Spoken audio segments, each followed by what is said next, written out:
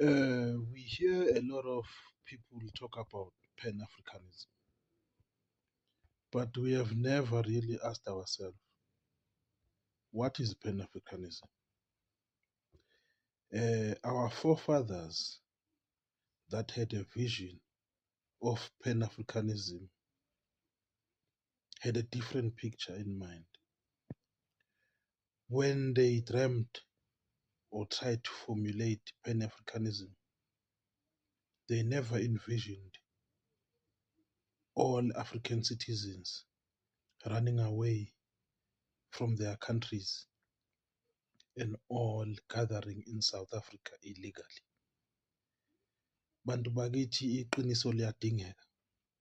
Sekufike isikhathi lapho khona ekufanele singasabuki isimo sethu ngokwama-political parties nokuthi wena uthanda bani, uzovotela bani. Okubalulekile manje ukuthi sibuke isimo sezwe lethu, sibuke indlela iyidakamizwa eseyigcwele ngayo emphakathini yethu, sibuke ngendlela esesiphila nabantu esingabazi ukuthi bawobani. Abantu abasidayisela ukudla sibazi ukuthi obani. Abantu abavula amabhizinisi emphakathini yethu asibazi ukuthi bangobani.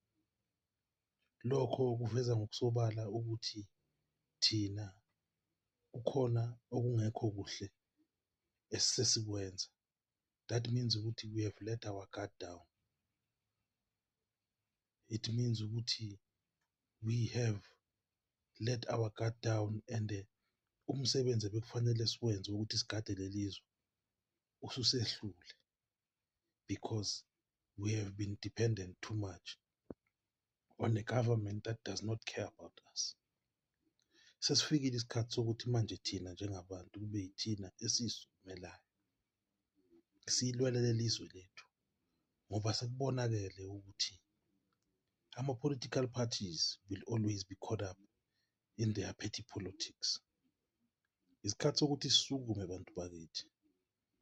Ngomhla ka-30 selihlatshiwe ikhwelo. It's not only March and March. It's us on the ground who are saying abahambe. Uhulumeni uma engafuni ukwenza into right, sizosukuma thina sizenzele. We have to fix this country.